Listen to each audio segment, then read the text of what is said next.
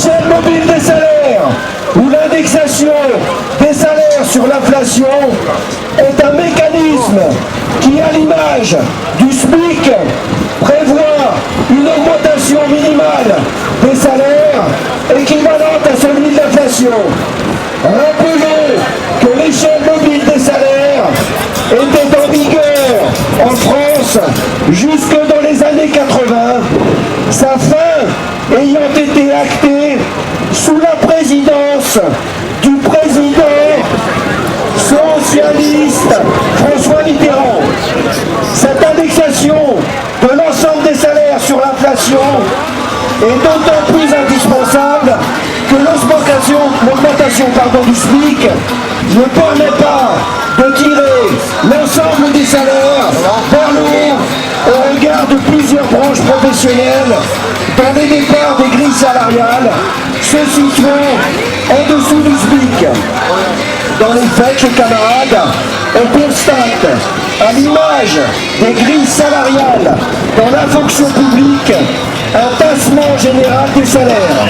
En clair, les travailleurs et les travailleuses doivent travailler dans la même boîte pendant plus d'une dizaine d'années avant de voir une quelconque augmentation sur leur fiche de paie. Face à la montée en puissance de cette revendication, le patronat et ses chiens de garde commencent à nous resservir la même soupe que dans les années 80. Selon eux, l'augmentation générale des salaires entraînerait une spirale inflationniste incontrôlable.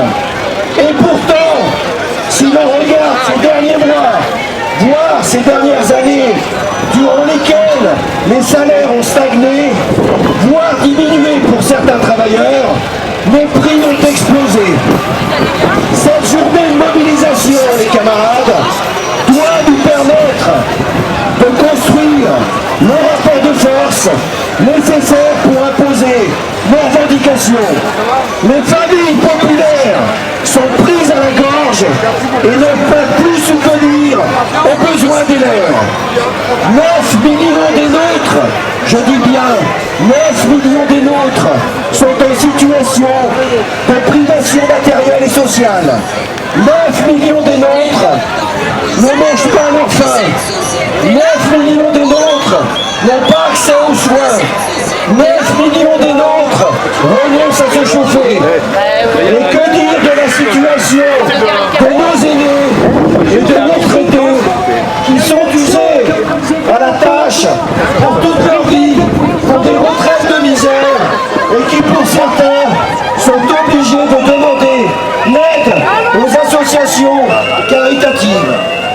Alors que Macron promet de veiller personnellement à ce que les grandes entreprises mettent la main à la poche, rappelons-lui à Macron que seul le peuple sauve le peuple.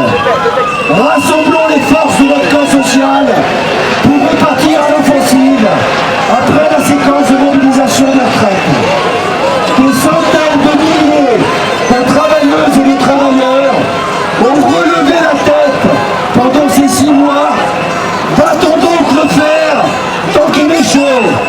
Refusons que s'installe le défaitisme dans notre camp et proposons de mettre en débat dans tous les secteurs un véritable plan de bataille pour imposer l'augmentation générale des salaires et des pensions, le rétablissement de l'échelle mobile, l'égalité salariale, femmes, hommes, et au-delà, les camarades, pour tout leur reprendre, alors que le pouvoir entend poursuivre son retour à la normale, après avoir ouvertement et publiquement bafoué la démocratie, et alors que se préparent de nouvelles régressions sociales, nous ne resterons pas l'arme au pied, mes camarades.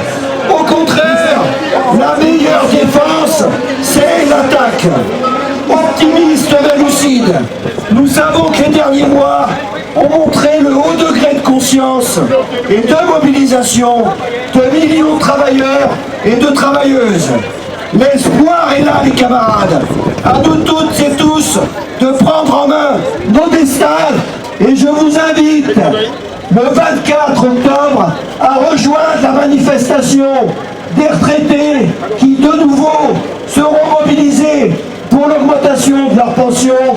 Et le 24, la même journée, à 13 h, de nous retrouver massivement devant le tribunal d'Orléans où la condamnation de notre camarade Sylvie Berthuis sera mise en appel.